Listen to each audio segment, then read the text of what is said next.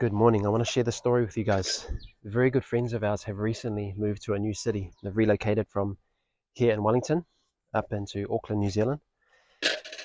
And this is a perfect example of how choosing to trust in God's goodness, even without hearing a booming voice, can lead to some powerful outcomes. So they made the choice to move to Auckland, not because they heard any voice of God, no booming thunder from the sky.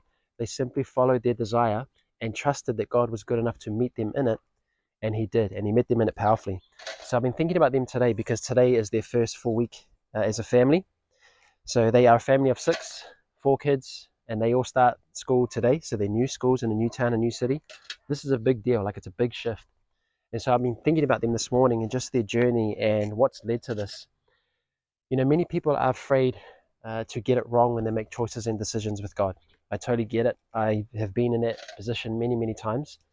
But many of us, are fearful of, missing it or not following God's will, or the fear of getting it wrong and the consequences that may or may not lead to. And many times that can be very crippling for people. The analysis paralysis, where we overthink and we try to know, what is God saying? What is he doing? And we don't have any clear answer. And it can put us in analysis paralysis where now we're not sure even what to do. And so we stay stuck. And that can be very exhausting. It can be very draining. And a lot of it comes from a sincere place and heart of, I want to, follow God's desires for me. I want to follow his plan, his will, and I want to live, in alignment with him. So I get it. But many times we can fall into this position of fear in the name of wisdom, and actually becomes very crippling. And so the reason why this story is so encouraging, because in many ways it defies a lot of the Christian talk, and performance Christianity, especially in religion, that we have been told and heard over the years. So here's how the story kind of worked out. So at the beginning of the year, they went up to Auckland to visit for a bit of a holiday, visit some of the extended family, and just to get away as a family, because it was just something that they wanted to do. Now, they've only ever known Pororo. They've been born and bred here in Pororo, Wellington, so this is all they've known. And while they're up in Auckland, they just had this desire, this feeling like, we wanna get out of Pororo and we want to explore somewhere new. We want to just give it a try, just try something. And so all they had was a desire. And so this happens over Christmas and New Year's. They come back down and they share with us, we decided we're going to move to Auckland. There's no booming voice from God. There's no clarity on how it's going to look or what's going to happen. It was just a simple desire of their heart. And so they say, we're going to move up by Easter. So the first term, they'll have their girls at school, and then they're going to plan and prep to make this move to Auckland. So that is the plan. And so as the year begins, the first term, they start looking for jobs, applying for homes, applying for jobs, and nothing's really working out along the way. But they just know we want to go. And so a few weeks go by, a month goes by, and in between all of that, there are the very common questions. What if we get it wrong? Or what if this is not God's will for us? Or how do we know what God's saying? And all the questions that we all have when it comes to choices and decisions. But they just hold the line and they decide we are going to follow our desire in this. The husband ends up getting an interview for a job up there. And so before he gets the interview, he's confident that he will get the job. So he resigns from his job down here. So he resigns from his job. He's going to leave in 2 weeks. And his interview for this potential new job in Auckland is the following week. The following week comes. He's confident he'll get the job. Has the interview. He doesn't get the job. So he's resigned from his job down here, confident that he'll get this job. He doesn't get the job. And so we chatted on that day of when he heard back. And both him and his wife were at total peace, total rest. They'd prayed the night before, Father, if this is not the door for us, close it. If it is, open it. And so when he didn't get the job, it wasn't like this, oh no, what are we going to do? They just said, okay, like this is not the one for us. So even that alone is pretty amazing. Many people would be like, oh, you're so foolish. Why did you resign from your job when you haven't even got a new job? And many people could question that, and many people could say things about that, but they knew what they were doing, so to speak. So he doesn't get the job. So he applies for other jobs, and another interview comes around. He ends up getting this next job, which is great. And it's actually better than the job that he didn't get. So that's awesome. Then his wife also applies for a job. And I think it was a couple of weeks later, she ends up getting the job. And now both of them have their starting date, which was Easter, so this week just gone. But they don't know where they're going to move. There's no home, and there was a potential spot with their family that they could go to, but then that fell through. So here they are, about to move in a week's time, and they don't have a home that they're going to. And so again, the thoughts, people questioning it. Where are you going to stay? What are you going to do? What is it going to look like? So a week up until they need to move and to start their new jobs, they finally get a message back from one of the homes that they're looking, and they got the job. And so a week before they need to move, they finally get a house. And so all they did is they made a choice to follow their desires, trusting that God was good enough and that his goodness would meet them in it. And he did. And so the reason why this defies a lot of what we often think and hear and see is because many times we are not willing to, or we don't know how to trust that God is actually that good. And I understand, I get that. Part of their journey behind closed doors, because they've been gathering with us here for the last couple of years in our home church, our home gathering. And we have walked through and watched them walk through a lot of the heart stuff, dealing to the areas of the soul, the blockages, the limiting beliefs, things that hinder and get in the way of the flow of God's goodness. And so we've seen all that stuff behind closed doors, and we've seen them walk that out, and they really have. And they grew to a place where now they were confident that God was good and good enough to meet them in the situation. And he did. And so I wanted to say that many of you are possibly in the same place where you're unsure on what to do. You're unsure on a choice to make. Maybe there's no clarity. Many times we ask God, give me clarity, give me clarity, give me clarity. And I have been the guy for years who would pray that as well.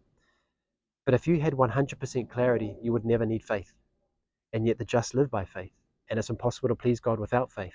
And so I've learned over the years that many times when there is a lack of clarity, many times that is the invitation from God for you and I to plug our faith into that. And by doing so, we now give room for God to prove himself faithful, just as he did with our friends here. And so the more times we do that, then our faith, so to speak, grows, or we're able to trust and have faith for bigger things, if I can say it that way. So we've watched them journey over the last couple of years where they've been able to trust God in certain things, to the point now where they could trust him with a greater measure of moving to a totally different city, totally different environment, taking all their kids to a totally new school. It's a big deal. But they grew in understanding God's goodness, that it was able to put them in a place of, Father, we trust you. Many times we, excuse me, we're wanting or trusting God to do things for us. And so it almost seems like we have one hand that's going like this, like I surrender to you, Father. But then with our other hand, we're trying to make it all happen. And so what this family did is they learned to just stick with both hands and say, Father, we trust you. And then with as best as they understood, applying for jobs, applying for homes, they did that. But most of all, they stayed in this position.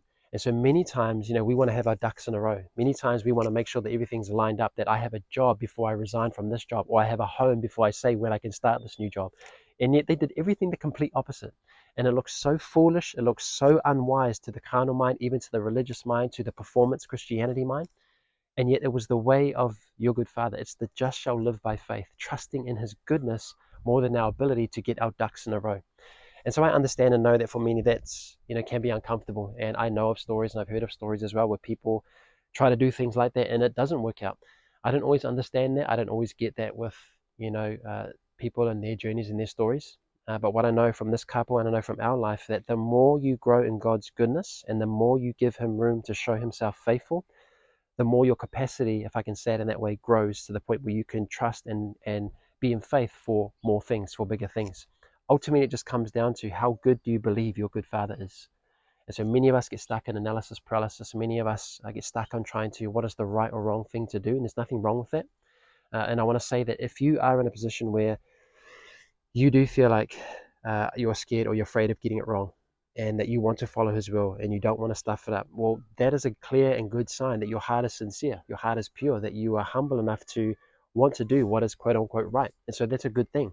And so I'd say to you, number one, relax in that. Just relax. Your heart is pure before him, and there is humility and willingness to follow the quote unquote right path. And so that's a good thing. So you can relax from that. And so from there, those who delight themselves in the Lord, he will give them the desires of their heart. And so like this family, they had spent so much time, and it was their heart anyway, delighting in him. Father, we desire to do your will. We desire to follow you. We delight in you. We appreciate, we love you. And from that place, he gave them those desires, even if it wasn't a loud booming voice. He gave them those desires. And so the same is with you. There may be desires in your heart right now that you want to do, a change you want to make, a shift you want to make, a path you want to go down. That's a desire on your heart, and you're afraid to do that because you're unsure if God's in it. Well, the fact that you're afraid shows this humility, this sincerity, that your heart is pure, and that desire probably is more than likely from your good Father. And so in this now is an invitation to make that choice. And so many times God gives us the freedom to make those choices. So in the same way that Adam was given the freedom to name the animals, many times God gives you and I a freedom to choose in our path in life. We're not robots waiting for instruction. We are sons who are learning to live with our good Father. And so many times religion, performance Christianity, this is why I often speak firmly against it, because it has become so detrimental to your and my inheritance and identity as sons. It has made us slaves more than sons. It has made us orphans more than sons. It has made us robots who need instruction more than sons who just enjoy intimacy. And so from this place of sonship, you discover and learn that there are so many more choices that He gives us and desires to make with us, because it's about this journey of sonship and being with our good Father that He delights in more. And so many times He won't give you a clear picture of what the outcome is. Instead, He gives you a picture of Himself. And He's asking you to trust in the one who holds your future more than what that future actually looks like. And so this becomes this deeper intimacy and this deeper maturity and journey of sonship, where it really is about learning how to walk in life with your good Father. So I'm not waiting for instruction to do something for God.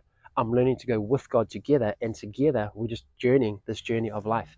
And that can be a very scary thing. That can be very frightening for a lot of us who are stuck in rigid religion and performance and ticking boxes and following systems and following the structures, because it's easier to follow rules and regulations than it is to be led by the Spirit, or than it is to follow your good Father.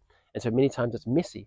And so it's easier just to follow the rigidity of structure and system. But your good Father's always pointed us and wanted us to live in this place of sonship. And so that's really the invitation. And this family has just been a great example of what it is to follow your desires, trusting that God will meet you in it because He's that good. And so that is the invitation that we're all being invited into. And so I guess I want to finish here as I'm wrapping up my washing. I want to finish up here by saying that God is carrying you in this journey way better than you and I can carry ourselves. And His ability to lead us, even if it's not a booming voice with all this clarity, having our ducks in a row, His ability to lead us is far better than our ability to follow Him. And so you must be free to rest in that, to trust in the one who is good, to trust in the one who holds your future, instead of trusting your understanding of how the future is going to pan out. I know that it's scary. I know that it's uncomfortable. And I know that some here might be hearing me speaking or trying to say, do things foolish. It's not what I'm saying. Most of all, what I'm trying to say is that your good Father is way better than we think. Our challenge is believing it and allowing Him space to be able to prove Himself faithful. And so whatever that looks like for you in your journey, I just want to say your good Father is good to you. And when you don't know, when you don't understand, you're not sure of the choice, maybe that is the invitation. That is Him saying, come to me, sit with me, and make a choice with me. And wherever you go, I will go with you in that. Trust that my goodness is able to meet you in that place, just like this family have now had God show up powerfully and meet them in their desires. Because all along, He was leading them. All along, He was the one guiding them, even if it wasn't clear. And that is the joy of this journey that we get to enjoy with Him. It's all about intimacy. It's all about sonship. It's all about learning to grow with our good Father and knowing that He is better than we think. And we get to rest in that and enjoy that and just embrace the journey with Him. So bless you.